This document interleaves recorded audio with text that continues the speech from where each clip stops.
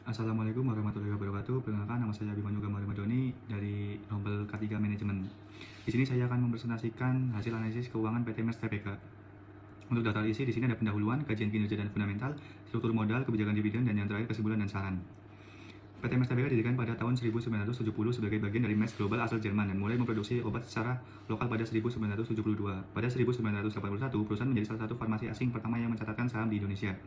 Pada akhir 2023, kepemilikan saham PT MERS Tbk memiliki modal di store penuh sebesar 22,4 miliar rupiah, terdiri dari 448 juta saham dengan nilai nominal Rp50 per saham. Mayoritas saham dikuasai oleh MERS Holding GmbH sebesar 73,99% dan Emedia Export Company GmbH sebesar 12,66%. Keduanya berasal dari Jerman dan sisanya 13,35% dimiliki oleh publik. Struktur kepemilikan ini menunjukkan dominasi MERS Group dengan kontrol lebih dari 86%, memberi kendali strategis penuh sementara kepemilikan publik tetap menjaga transparansi dan akuntabilitas perusahaan. Untuk kinerja manajemen dalam konteks laba operasional berbasis aset operasi, untuk NOWC, TOC, dan NOPAT mengalami penurunan dari 2022 ke 2023. Untuk kinerja manajemen dalam konteks added value, untuk MFA dan EVA mengalami penurunan dari 2022 ke 2023. Untuk profitabilitas, untuk basic earning power, return on equity, operating profit margin mengalami penurunan, sedangkan return on investment mengalami kenaikan. Manajemen aset, inventory turnover, dan fixed asset turnover mengalami penurunan dari 2022 ke 2023, sedangkan receivable turnover mengalami kenaikan. Untuk likuiditas, seperti current ratio, quick ratio, dan cash ratio mengalami kenaikan dari 2022 ke 2023. Untuk nilai pasar, seperti price to earning, price to book, market to book mengalami penurunan dari 2022 ke 2023. Selanjutnya, struktur modal.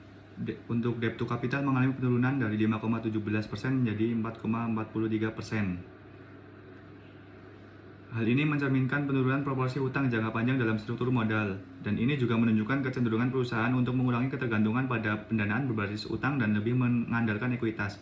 Penurunan utang jangka panjang dari 41,33 miliar menjadi 36,90 miliar, serta peningkatan ekuitas dari 757,24 miliar menjadi 795,87 miliar, memperkuat struktur permodalan dan menurunkan risiko keuangan perusahaan.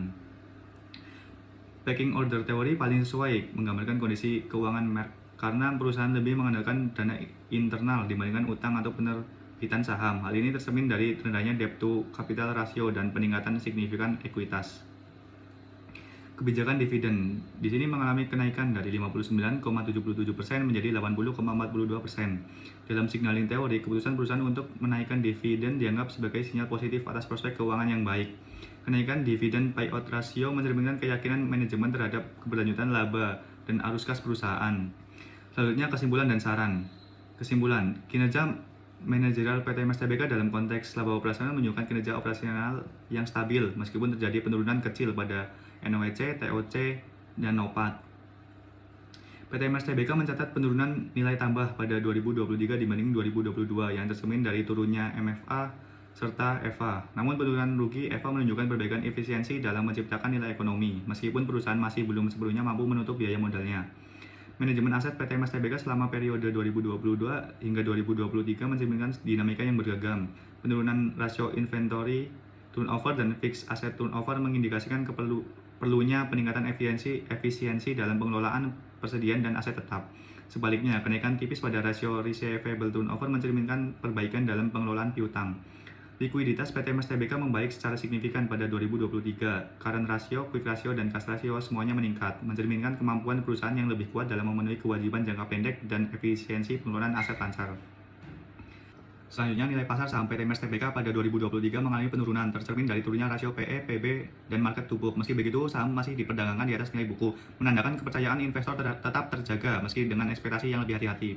Selanjutnya, kebijakan pendanaan jangka panjang PT MERS Tbk selama 2022 hingga 2023 mencerminkan pendekatan konservatif dengan rasio debt to capital yang rendah dan terus menurun. Perusahaan lebih mengandalkan ekuitas daripada utang, menunjukkan pengelolaan risiko keuangan yang hati-hati. Selanjutnya, kebijakan dividen PT MERS Tbk menunjukkan perubahan signifikan dengan DPR naik dari 59,77% menjadi 80,42%. Kenaikan ini memberi sinyal positif kepada investor mengenai optimisme manajemen terhadap stabilitas keuangan perusahaan. Sesuai dengan signaling teori, namun keseimbangan antara pembagian dividen dan kebutuhan investasi jangka panjang tetap perlu dijaga. Selanjutnya, untuk saran, yang pertama, tingkatkan efisiensi operasional, optimalkan pemanfaatan aset tetap dan operasional dan perbaiki rasio BEP dan fixed asset turnover. Yang kedua, perbaiki manajemen persediaan, rasio inventory turnover menurun signifikan dan hindari penumpukan stok dan risiko kadaluarsa. Yang ketiga, fokus pada nilai tambah ekonomi. Nilai EVA masih negatif dan tinjau kembali proyek investasi agar hasilkan nilai di atas biaya modal. Keempat, seimbangkan kebijakan dividen. DPR meningkat dari 59,77% ke 80,42% dan mempertahankan keseimbangan antara dividen dan kebutuhan investasi. Kelima, dorong inovasi dan pengembangan produk. Investasi pada R&D untuk produk unggulan dan perkuat daya saing di pasar farmasi. Yang keenam, waspadai perubahan pasar dan eksternal. Valuasi pasar menurun meski fundamental masih kuat dan tingkatkan komunikasi dengan investor dan manajemen risiko pasar. Dan ini adalah untuk referensi yang saya gunakan. Terima kasih. Wassalamualaikum warahmatullahi wabarakatuh.